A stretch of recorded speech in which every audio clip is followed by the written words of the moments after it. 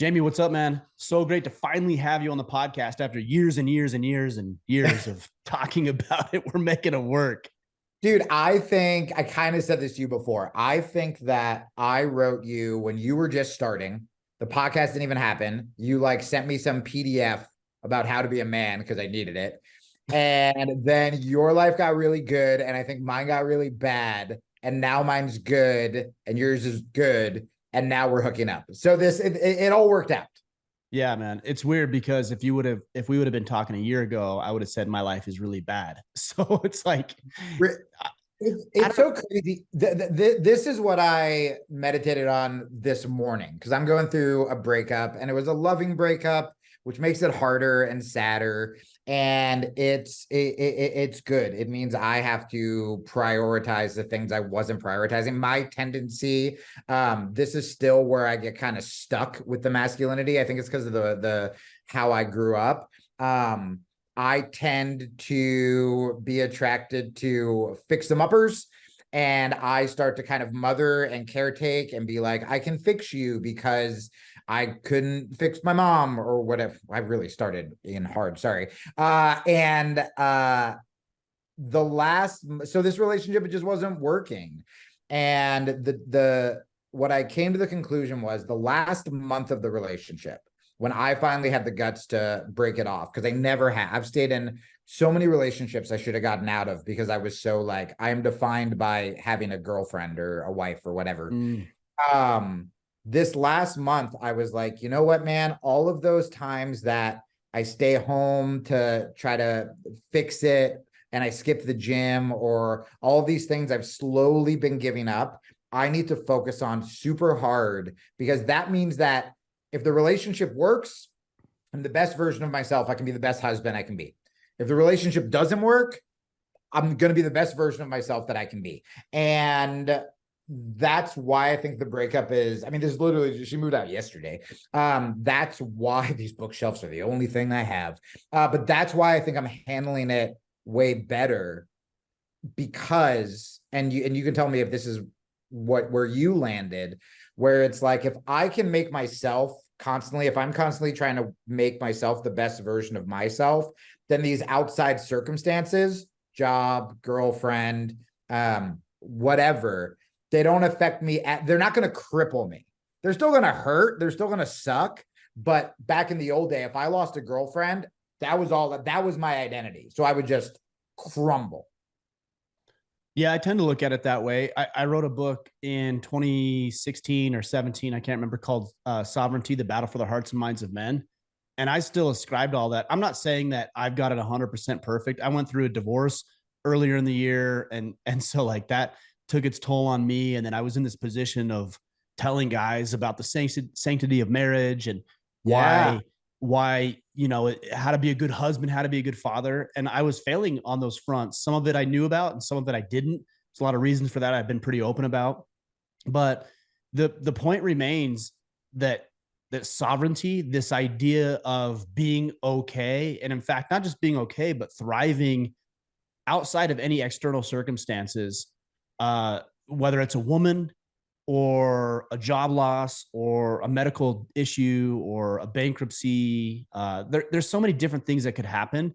If you can Yeah. stand on your own 2 feet, regardless of if you're in a relationship or not, regardless if you have a job or not, then I feel like you're a sovereign man because you've done everything that you need to do on this side internally, your value system, but also your external circumstances, your financial well-being, your spiritual well-being, that Yeah. all of that stuff. Although I saw that you went on a bike ride this morning and you said you don't even like bike ride, like it just shows you like all of this external stuff of having a girlfriend or a marriage or being a father or having a job. Not that it's not important, it is, but that Yeah. if that were all to go away like that, you would still be okay.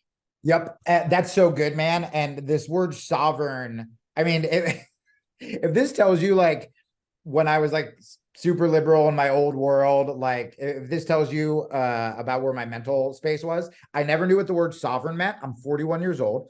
That word has just been getting like, it's just been dropped all over this last month. I'm hearing sovereign the most I've ever heard. And then I had to ask my pastor what the word not grace. Yeah, what grace meant. Like I knew what like forgiveness and love, but even grace. I didn't know what grace was. And yeah, but that word sovereign has been coming up so much. And I think you nailed it. And man, with what you were going through, I can relate to that so hard because, you know, the first couple episodes of this new podcast where I'm talking about trying to figure out how to be a Christian when I'm all like messed up still, I'm talking about, I found the girl I'm going to marry. I think I can be a father, all this stuff. And we pre-taped, which means like, you know, 6 episodes from now, it's going to be me being like, oh, the breakup happened. It all came crumbling down. And this, because this was the first, you know, relationship where my faith was at the center, I kind of assumed that that would fix everything. And the problem was, as this relationship was, as we were struggling, I think when people hear the words faith crisis, they think that means you just stop believing in God. And it's not that I stopped believing in God. It's that I just believed God didn't want to have anything to do with me. And it was that imposter syndrome. It was just like, no, I believe he's still there. I just think I'm such garbage that there's no way that this God loves me. Like that was my faith crisis. So the relationship was even pulling me away from faith, and suddenly I have a podcast where I'm supposed to talk about this stuff. And so I felt exactly how you felt. I'm like, man, I finally get this awesome gig and I finally have a purpose behind my podcast, and I'm screwing it up over a girl again. How am I supposed to deliver this message? But what I truly think, man, and I'm sure you found this, I hope you have so far. If not, I'll tell you, which is still being honest with your audience about that imposter syndrome, about, you know, it's just going to give you more credibility, because most people would hide it. Most people would try to bury it. Or, you know, what I used to do is I used to judge other people on Twitter. So I was so busy lashing out at strangers on Twitter, I wasn't dealing with my own problems. And so I think that even though it feels just horrible, like, how am I supposed to talk about faith? How am I supposed to help people when I can't even keep my relationship or whatever? It's probably going to help more people than you think because of that. Yeah, I mean, I think the key with that is just having a humble heart, right? So for me, you know, as I was talking with so many guys who would listen, you know, hundreds of thousands to not millions of men who listen to what we're doing, and I'm telling them, hey, be a good father, be a good husband. And I was pretty delusional during that time. I got into alcohol abuse, and like, it was really bad. Yeah. And that caused some delusion for me. But I think the biggest thing that we can do, not only if you're in my situation or yours, but if you're somebody who doesn't have a podcast necessarily, just leading your family or trying to grow your business or be a good employee or serve in your church or whatever on a different level, is just be humble. You know, people talk about it as vulnerability. I don't really like that concept. I think it's misconstrued and it's misused. But this idea of humility, of just, hey, you know, guys, like, I don't have it all figured out. Guys will call me a hypocrite, which I think there's some truth to that, if I'm being honest about it. But the reality is that the message is still pure. The message is still good. And had I followed the message, I would be in a different boat. So this is what's crazy, is that even though we know, unequivocally, we know what we should be doing as men, it's still really hard to follow at times with all that life has to throw at us. Oh, it's so funny whenever people feed your own advice back to you and you're like, fuck you, man. But like, it's true. Like, the message is still pure. And in fact, if we listened to ourselves, it's so easy to tell someone else what to do. It's like, no. My advice is still great. I'm just the idiot who didn't listen to my own advice, essentially. Exactly. Yeah, exactly. I know last year, it seems like the beginning maybe of 2022, you'd been open about it, which I appreciate, because a lot of men are dealing with this. You talked about being suicidal, and I think you even talked about being homeless. To all of a sudden you have these great things happening. And you messaged me the other day about, hey, I can't meet with you at that time because I'm going on Dr. Drew. And it's like, Right. all right, well, here's a guy who's moving. I just pulled up a clip of you on Fox News. Yeah. I'm like, man, from a year and a half ago, no one would have imagined that you'd be where you are today. And I'm really curious about that journey for you over the past year and a half. Yeah. I mean, it was it was a combination of maybe unearned confidence, total humility, like you were just talking about, and faith for the first time. And I feel like, you know, I don't know how your listeners feel about religion or spirituality, but the way I came to it was sort of like, I don't know about these religious people, but Jesus seems cool. So I'm going to start reading about Jesus because I've always judged religion. And so I started reading about Jesus, and I was like, okay, well, it's kind of a no-lose situation if I'm just like going to try to be like this guy, because whether it was real or not, pretty decent role model, that Jesus fella, right? And so instead of the usual kind of, oh my God, I'm screwed, I have to hustle. I have to like write everybody. I have to find money. I have to, you know, whatever. I started just focusing on being a better person every day. And not because I saw some video about like manifesting where it's like, you know, if you give to others, you'll be rewarded or your energy attracts, just because I was like, man, I'm sick of being so self-involved. It's not working. You know, I've always considered myself nice, but I was always just in such a desperation mode that I wasn't focused on other people as much as I like to sort of think I was. And so I really just kind of left room for the first time for God to do his thing. If you don't believe in God, I think I started becoming happier with who I was as a person, so that happiness sort of ended up just putting me in rooms and giving me opportunities. And I just didn't quit. You know, I took suicide off the table for the first time. It was always just like a comforting option, as weird as that might sound. I think that when a lot of people who have never been suicidal, when they hear about someone's death or they hear about people being suicidal, they always assume that, and this is true sometimes, by the way, but they always kind of have the image of the person who's just drunk and floundering for their gun and at their rock bottom, and they're screaming and they're broken and all this stuff. And for me, it's always been, and I think what doesn't get talked about a lot, it's always sort of been calming, in the sense that I don't want to do it, but the times where I've come very, very close, it's just felt like this is kind of the natural next step. It felt like I've tried everything. I've exhausted all options. You know, when I thought about it, even after coming to faith, was really difficult, because I'm just like, dude, I'm doing all the right things. I know, like, I know I'm doing all the right things, and my life still sucks, and I'm still homeless.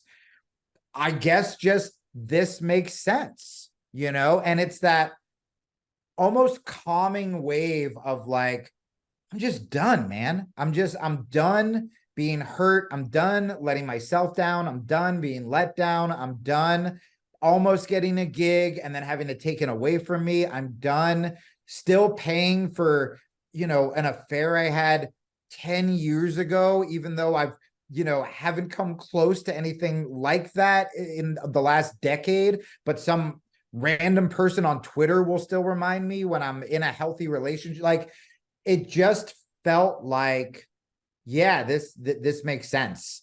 And so if you're feeling that way, I would tell you, and this sounds very cliche, but you never know when the good thing's going to happen. You never know when, if you just make it to the next day, suddenly you have this opportunity, you meet the right person, yeah, just like, what Ryan was saying earlier, I went to the gym and I biked 10 miles and I've never biked 10 miles this morning. And that doesn't seem like a big deal, but the old version of myself wouldn't have even gone to the gym after a breakup, let alone go to the gym at 7 a.m., let alone, personal best myself. And that victory was enough to get me to this interview. And this interview will be enough to get me to, and it's just, you just start compounding the wins and the good things.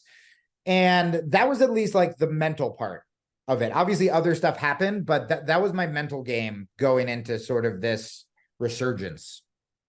Yeah, I think to your point, just doing the good work and maybe not even good work. I'm just trying to think about the terminology we're using.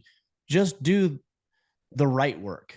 And I think we all know what the right work is. We'll talk ourselves out of it.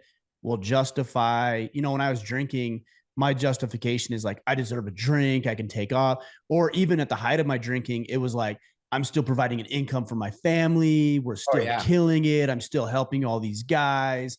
Yeah. But I know, and I knew, even in the height of one of my drunken, stumbles and stutters, like I even said to myself, man, I got to stop drinking, because I knew this is something that I need to do. But just doing that work despite what's happening around you, I think is going to be crucial. Now, to your point earlier, you talked about, I don't know what the guys here are regarding spirituality and religion. I would say that the overwhelming majority of people that listen to this podcast, not everybody, are spiritual, meaning they believe in God to varying degrees, to varying the way that they're involved with it. But the institution of religion is something that seems to be a challenge for a lot of people. And I think that sentiment is actually growing. I'm of the impression that the institution of religion is helpful the same way that an athlete who plays for a professional football team believes in the institution of the program, meaning the program will help people unite around a common good. The program will help people get on the same page. The program will help push people further than they would have gone on their own. But if you're with a faulty program, that's an issue. If you're with a good program, it's going to help the overall objective in our scenario to win football games.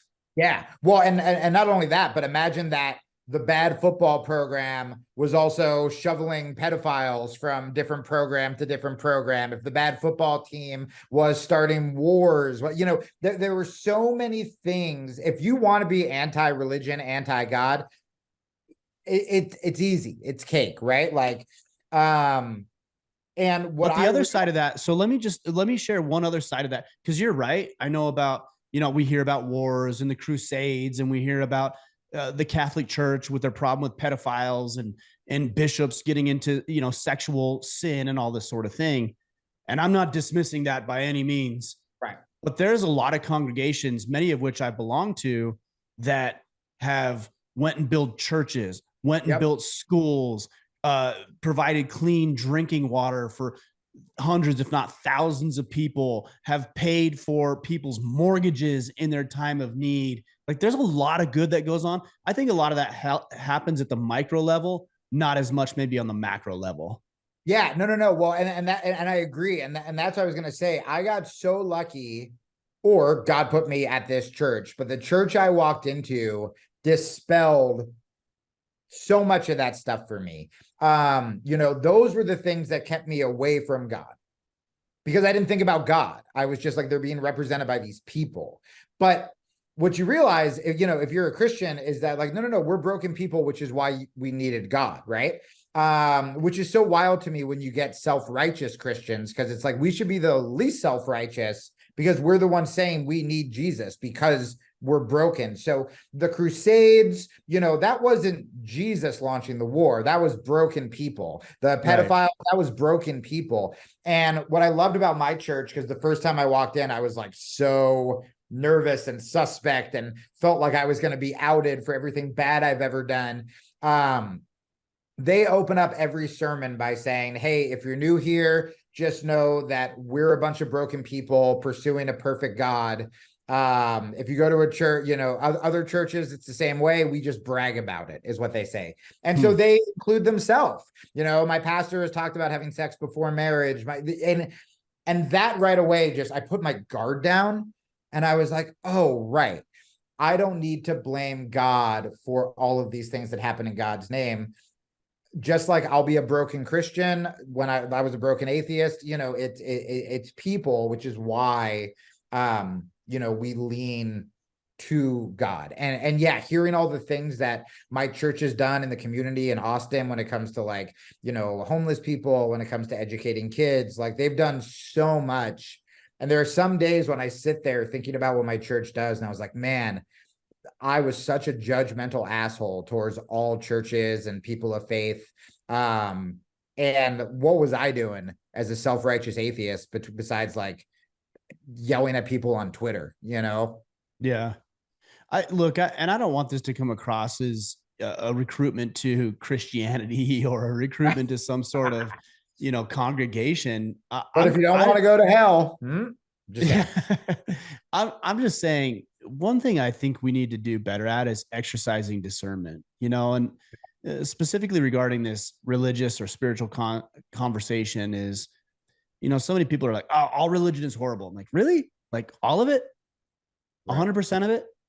And I think we need to be really, really careful of dealing in these extremes, which I have done in the past. You see it with feminist extremism, where they're like, all men are horrible. Really? All of them? What about your dad? What about the coach that you had when you were in 7th grade, your soccer coach, and he helped you learn how to play soccer, and you learned some lessons about life? Is he bad too? Right. We need to be very, very careful of operating in these extremes. I know it works on social media because I've used the tactic. It's us versus them, tribalism, when in all reality, we just need to be a little bit more discerning. It's not that all men are bad, for example. It's that there's some bad men and they do some horrible things. And also there's some good men that rail and fight against it. Yep. That's the reality. And then talking like that drives people away from anything that is labeled feminism, because that feminism is so extreme and saying all men are bad that, someone, let's say my mom's age, who considers herself a feminist, she doesn't agree with modern day feminists. She just wants women to have equal rights. But because the extreme feminists are so ridiculous, people start going, you know what, I'm out. Anything that's called feminism or whatever. And if you meet in the middle, it's like, no, good men want women to be treated fairly. That, you know what I mean?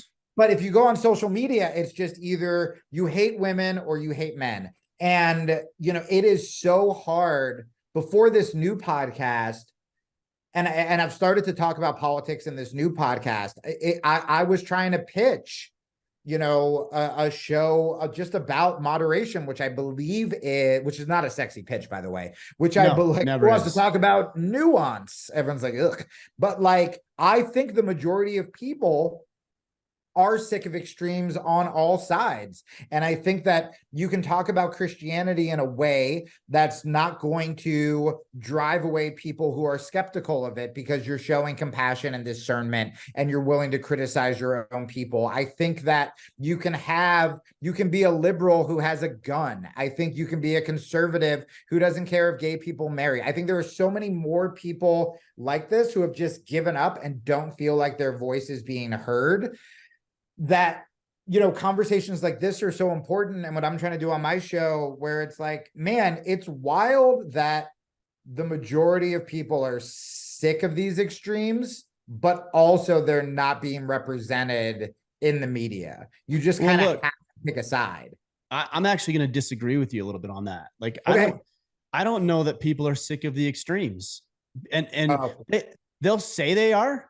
People say that all the time. I'm sick of the two-party political system. I'm sick of this. I'm sick of that. And then you go in and you look at their behavior, including mine. I'm not absolving myself from this behavior, but what do? We get wrapped up in politics. Yeah. We get wrapped up in the extremes on social media. We get pulled and sucked into pop culture, feuds that are taking place, or what Right. happens What did with Taylor Lizzo do this week? Swift, or who Yeah. exactly. And so we say like, I'm above that. I'm distinguished. I can exercise discernment. And then at the same time, Yeah. Us Magazine is still a thing, Jamie. Right. Right. Like People Magazine is still a thing. Like Yeah. we can't say that we don't like the extremes, but then get sucked into what indictment Trump is dealing with today and how everything's about Trump and Biden's horrible and Trump's like it. We say we don't like extremes, but our behavior says otherwise. Okay, so two things on that. That's a really good point. So the first one is, I think that the people that I meet, I'm talking about the people I meet at jiu-jitsu who aren't on social media, who are just like, or the moms whose kids I teach who are just like raising 4 kids. They don't have time to, whatever. I think there are a lot more of those people out there than we think. But to your point, I think the way we squash that is, one, showing people that there are options out there. Because I think if people feel like they have to pick a side, they do pick a side, and then that side kind of riles them up, and none of us are above getting sucked into that, right? That's why I'm even telling my team when we talk about politics, like, I don't want to go back on Twitter. You tell me what the story is, and I'll react to it, but I don't want those old habits of being like, well, what do my followers think about it before? If you want my honest opinion, give it to me before I know what my quote unquote tribe says about it. But I think that if you want to squash that instinct, it's what we were talking about before, which is the more confident I've become about myself as a man, the less I need that drama. I don't know why Trump was indicted this time. I saw he was indicted on my feed. I don't know why. Does that mean I'm apathetic about politics? Maybe, but I also know that I'm a very good person in my community, which I never have been before. And I think community is the other thing. It's like, who are you hanging around with? If you go out with your friends and all they're talking about is Trump this, Trump that, I can never date someone who voted like this, of course it's going to rub off on you. But if you're hanging out with and reading or listening to people who are just trying to make you better, it's going to be a lot harder to fall into those traps. This is coming from someone who made a living falling into those traps, and again, doesn't know why Trump was indicted this time. So I can be a testament to that. And, I think for me, what was really helpful is when I went through all of my affair drama, I didn't like make a heel turn and suddenly become the conservative version of who I was on the left. The only offers I got were to like write an anti-feminism book or whatever. And I said no to that. When I had nothing. I've joked before, I think I said this on like Glenn Beck's show, where I'm like, if I wrote a book called like From Feminist to Freedom Fighter, and it was just me with like a red pill, I'd be a billionaire. But I didn't do that. Instead, I was homeless and it sucked. And, I kept going back and forth. The reason I've become more conservative is just because I met really cool conservative guys. No one tried to convince me. Tim Kennedy and I, besides on the podcast, in real life, we've only had one political conversation. And, you go to that guy's Instagram and it's pretty political, but I don't think it is. I think he's just like, I think it's pretty common sense stuff that people. It's totally common sense stuff. But I would see it as like the old version of me would be like, oh, he's a super. I told him, I said this on the podcast, even after we became friends, I was like, oh, this looks a little too right wing for me. And I had to unfollow him and then I had to follow him again. The reason that I've become more moderate or conservative is I see the way that guy treats his kids. I see the way that guy treats strangers. I see the way that guy talks about his wife. I see it every day. And so that made me go, well, if that's who he is as a man, and I think about a lot of my old like super liberal friends and how they acted, and I go, like maybe I should ask him questions, or maybe I should start investigating my beliefs, because if the old version of me thought of all of his beliefs weren't common sense and were evil or racist or alt-right or whatever you want to call it, but he is more of a man that I would want to emulate than a lot of my old friends, that I have to do some investigating. So I think just getting around people who are outside of your echo chamber, or just getting around good people, not caring how they vote, and then take the best from, all these people, and you'll start to find yourself more in the center than you thought. Yeah, because I've had friends who are more liberal leaning, and we're friends. We do things together. We spend time together. We hunt They're together. probably We do cool things together. people. Yeah, they're great people. And then they tell me about some, belief they hold. I'm like, you're an idiot. And I'm like, wait, hold on. Like, actually, he's not an idiot. Yeah. Yeah. Because I kind of like spending time with him. I kind of like hunting with him. I kind of like training jujitsu with him. I think one of the most powerful things you said right there, probably throughout the entire podcast so far, is this concept of investigating your beliefs. Yeah. Man, we get so locked into our beliefs and it's hard to budge. I think that goes against what we were talking about earlier with humility. That's a prideful thing. It's like, once you lock in, you don't want to be wrong. And that's one of the things that I've been concerned with the podcast over the past 8 years, is that all of my information and all of the ways that I think is there. It's available. You can go back and see what I thought 8 years ago. And people will often bring that up and they're like, well, Ryan, you're saying that now, but 5 years ago you said this. I'm like, bro, that was 5 years ago. If I'm not changing my perspective in 5 years, what the hell have I been doing with my life? Dude, one of the most sinister terms online is the term grifter, which is, it's what people would say if they're like, Kilstein's a Christian now. Oh, he's just trying to get that Christian buck or whatever. Or I've seen that. Yeah, I've seen that. You know what I mean? Or like, this guy's a little more moderate, or this guy's or Tulsi Gabbard gets it a lot, right? And like, I know Tulsi. She's one of the most authentic people I've ever met. I don't believe Tulsi. I got to be honest. I don't believe, I don't know her. I don't believe her. With what? Her like switches? Yeah, I don't think she's conservative. I don't think she's has conservative perspectives. I don't think I don't know that she's grifting. That's why I believe her. Remember, she was a Democrat before. Like, right. She got pushed into this place for questioning the Democrat. Look, here's what I think. I think we need more people like that. I think that if you get pushed from the left for being too conservative, it's almost more suspect to me, because this is what happened to me. It's almost more suspect to me if suddenly you're just like, now I'm this like super right-wing person. Like, she's still going to have liberal beliefs. She was a Democrat her whole life. I'm always going to have, when I see a news article, when I see a Black Lives Matter protest, when I see something, my instinct is always going to be to side to the left. And then I have to do the work to be like, wait a second, is this my old point of view? How do I really feel about this? Let's actually like read about it.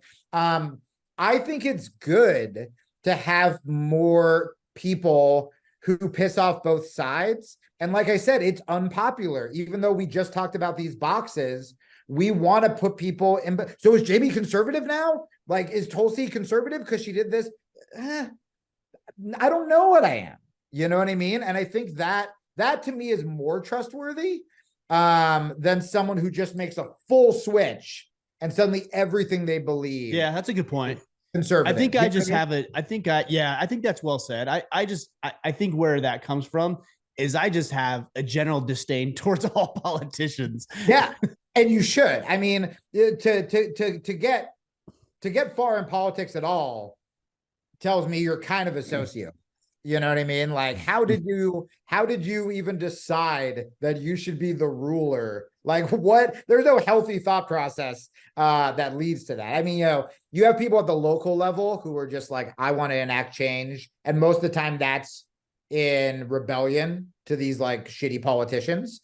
But yeah, I mean, I don't trust, and trust me, I've seen Tulsi post some stuff that I'm like, but it's political stuff. And look, right now she's on the ground in Hawaii, putting her money where her mouth is, and that to me I think is really cool. But yeah, man, I mean, all politicians, it's like you get involved in that system, and it's like, how moral can you stay? Well, but it's hard though, like with politics, because and I can't remember the quote. I'm not even gonna attempt, but like at some point we all need to get political. Yeah. Because if we don't, then we'll allow others to rule and reign and dictate much of our lives. Like our current way of living is a political system. And yeah. If you look at this from the local to federal level, like I've had local people, I remember years ago, I wanted to buy a little parcel of land from my ex-father and mother-in-law, and we wanted to build a house on it. Man, I had to go to the city council and I had to talk with them like, you know, please, sir, can I have some more? You know what I mean? It's like, yeah, it's wild. Bullshit. That's their property. I'm entering into a mutually agreeable contract with them. Like, I don't need your approval all the way to the federal level. And you've got the Supreme Court, you know, dictating whether you agree with it or not. They become a weaponized political tool based on who's ever in power to wield against half the population. Like, yeah, and this is kind of something I'm struggling with right now. So, I mean, your listeners can weigh in because I don't have an answer. But, you know, when I said I don't even know why Trump was indicted, and I said that was some sort of like pat on the back self-righteousness, my fear is that I'm going to let the pendulum swing too far in the other direction. So I used to be news obsessed, would ignore the problems in my real life, angrily tweeting, you know, consumed by outrage culture all day, every day. I've joked around before that, like, you know, I'd be sitting there and someone would be like, Jamie, your mom's on the phone. And I'd be like, tell her I can't talk. I'm tweeting about feminism. Like, I was just a shitty person in my real life in order to, and I didn't know I was doing this, but be performatively political and real, or in the social media world.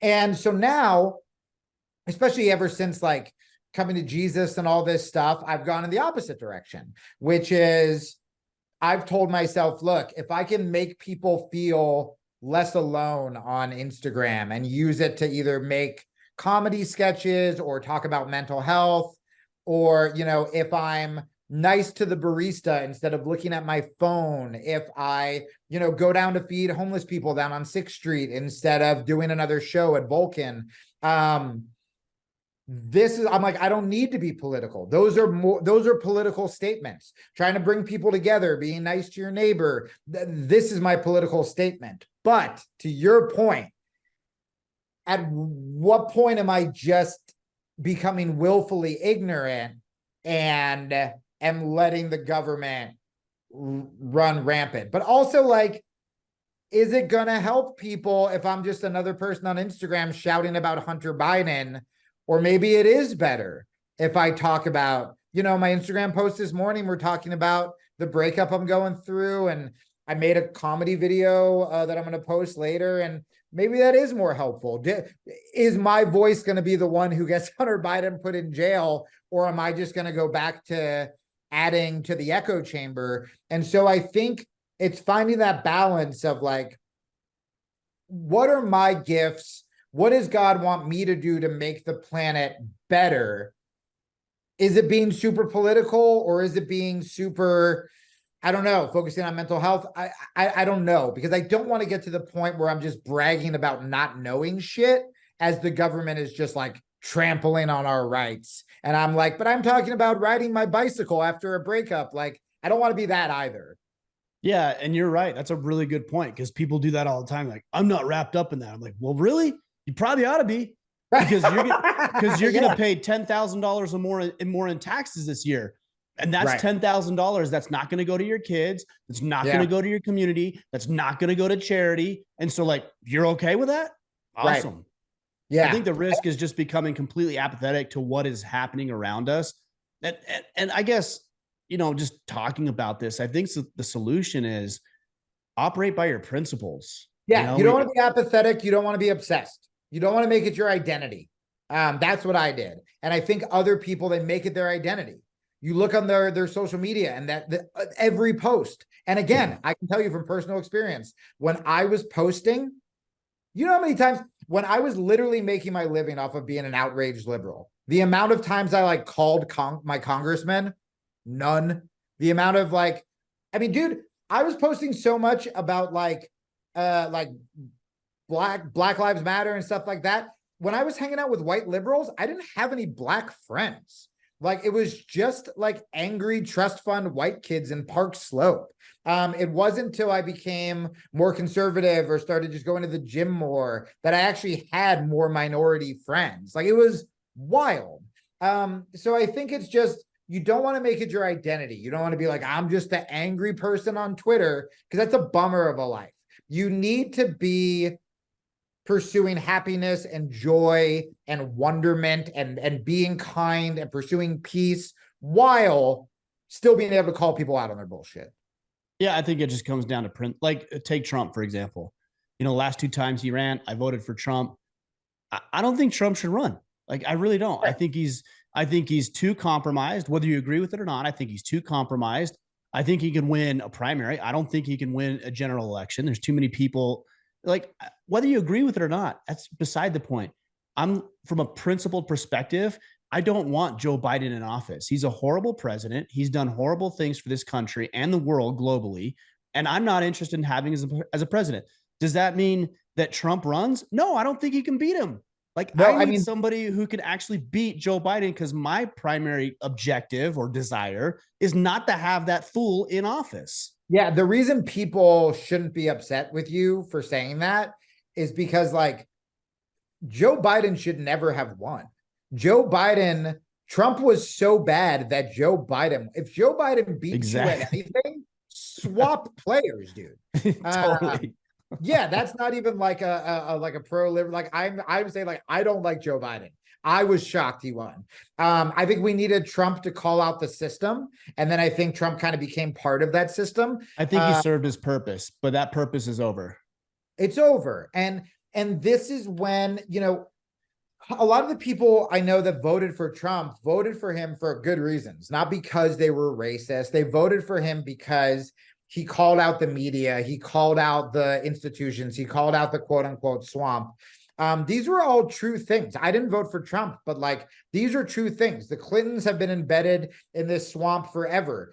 You know, the media is compromised. All that stuff is true.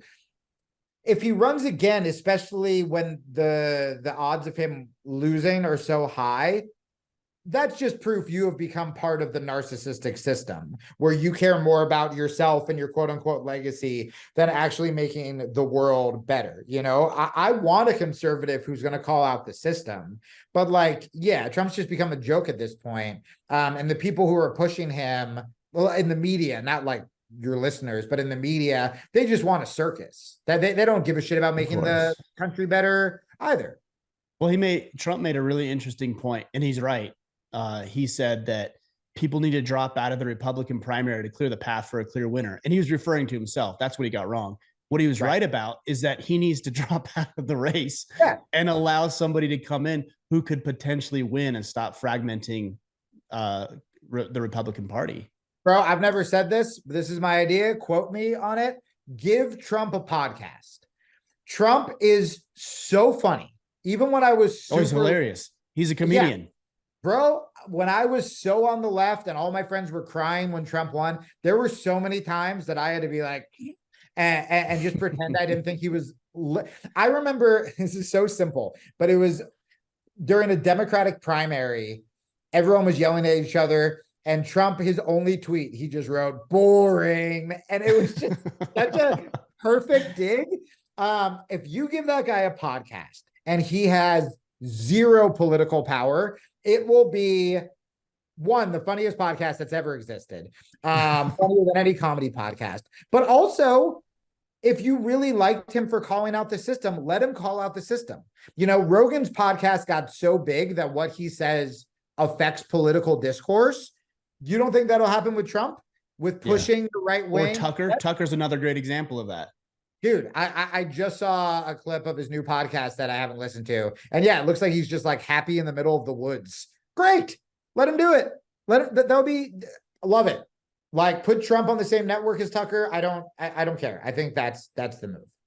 No, I don't even think put him on the same. Well, I think Tucker's doing his own thing, but like everybody needs to do their own thing. The technology is there. Like forget about the networks, forget about the tribalism and the two-party system. Like let us all just have our own thing. Order of man, Tucker, whatever his thing is called, Trump, whatever his thing is called, and then we can all just compete and share ideas and discuss and debate. And there's no tribalism around that.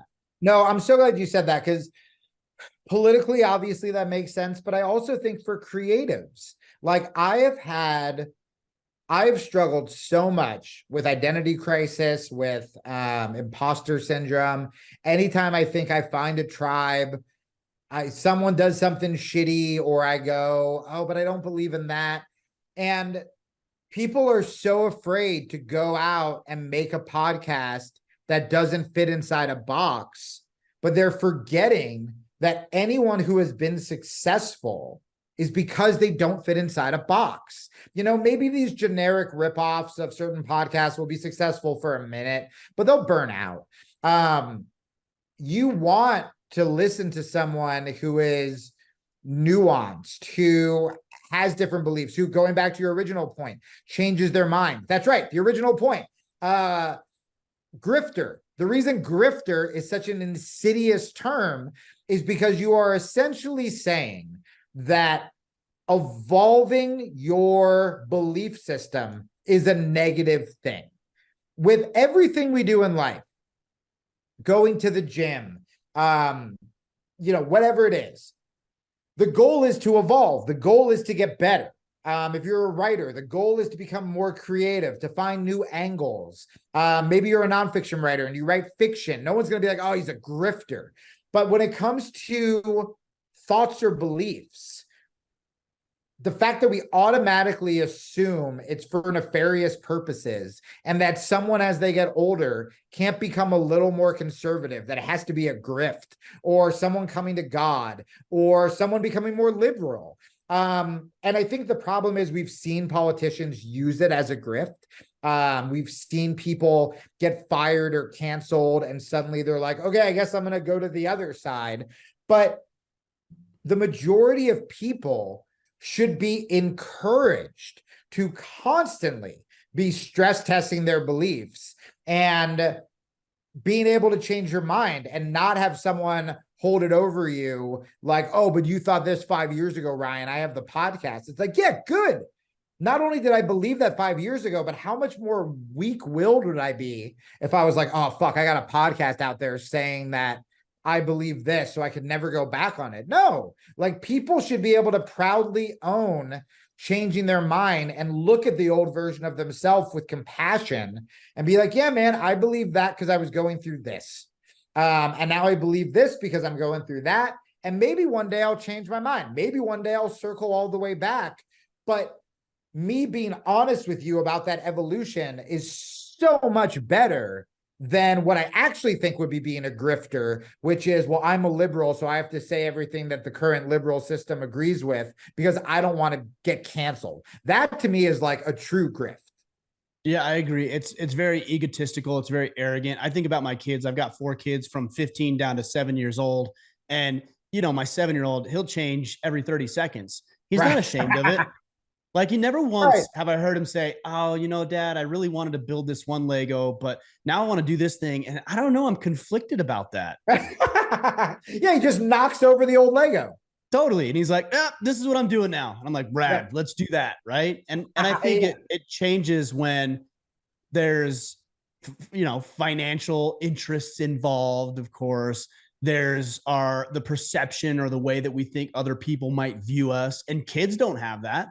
And I think it'd be better if we, even like I said, going through this divorce, I mean, that's changed the way that I've looked at a lot of things. And I looked at myself and the way I was showing up prior to that situation. I'm like, man, I was a real asshole. Like the way that I was communicating, not just with her or the kids, but even online, like I was irritable. I was pissed off, a lot like what you're saying.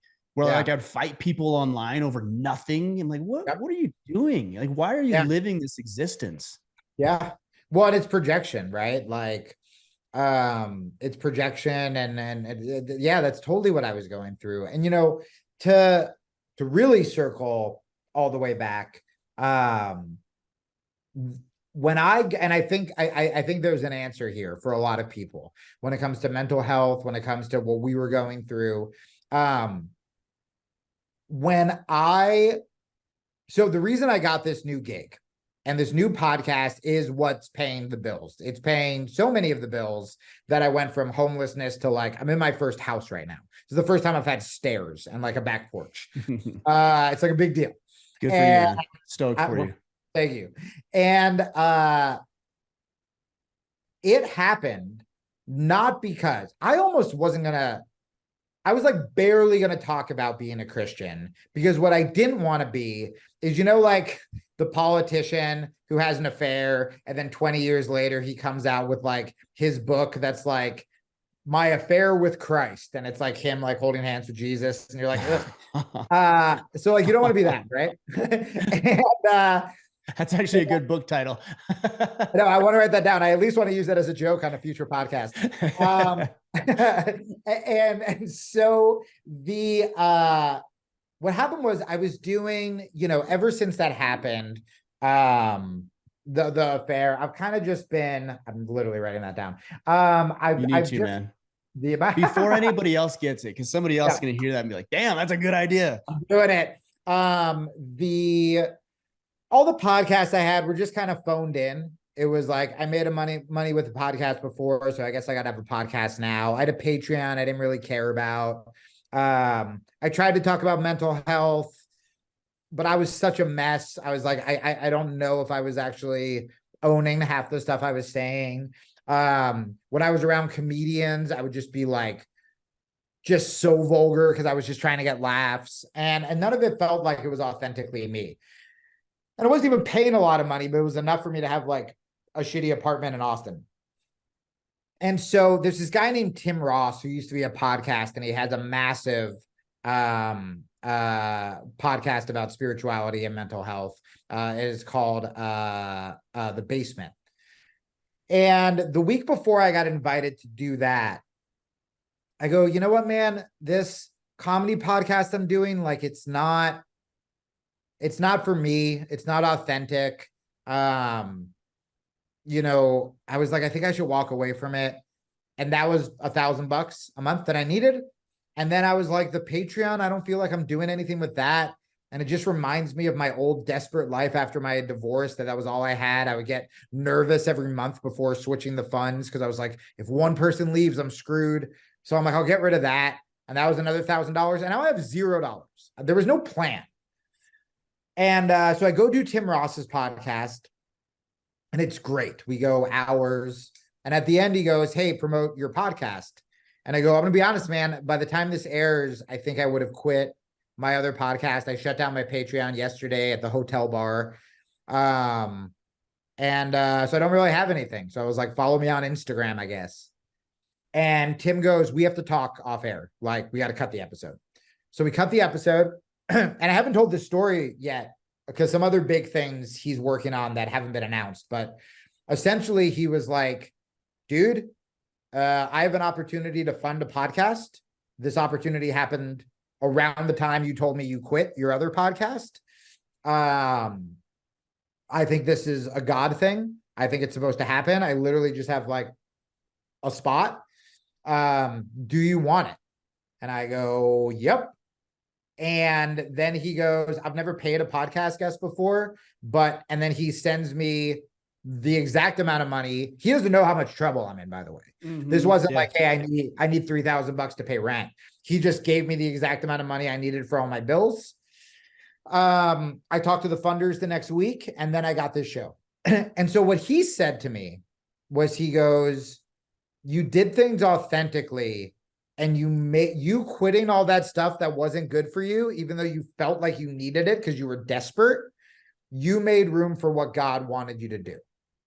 And I think that for a lot of us, we're so used to fixing it ourselves, forgetting that we usually make the same mistakes.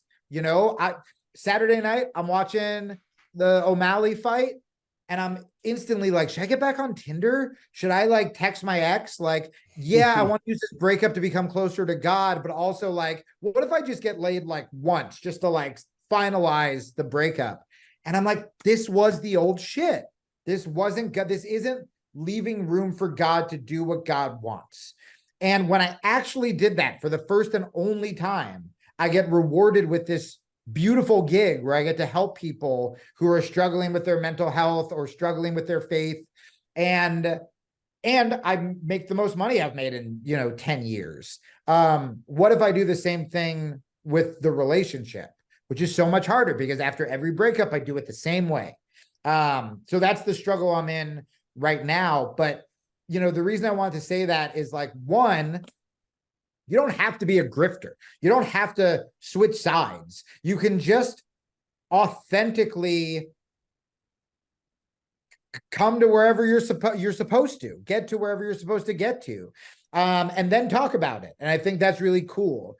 And then the other reason is for a lot of your listeners who are like, I'm listening to all the motivational podcasts, I'm reading all the Jocko books, but like you said, you're still drinking because like, dude, I'm doing so much work on myself. I just need to take a break every night. Or you're still hooking up because you're just like, hey, I'm doing all the other right stuff. Just let me like at least like feel love from somewhere instead of feeling love from the work I'm doing or the work I'm putting out there or from God.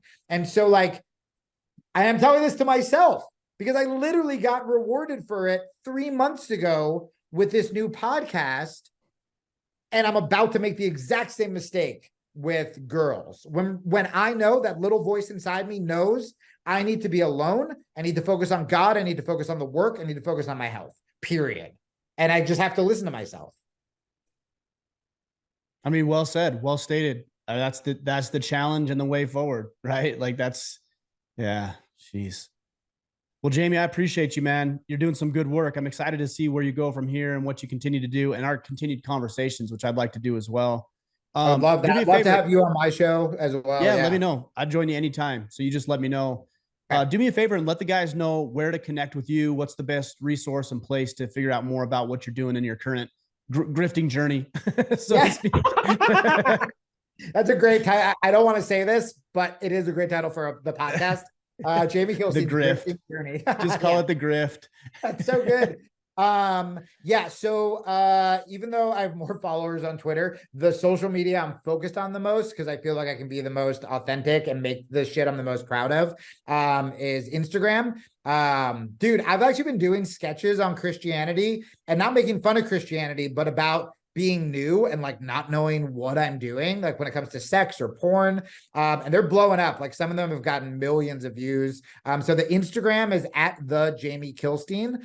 And then if you want to check out the podcast, which I'll have pastors on to talk about, porn and sex and drugs. And, look, I can't quote a Bible verse confidently, but I know I'm trying to be a better person. That's kind of the premise of it.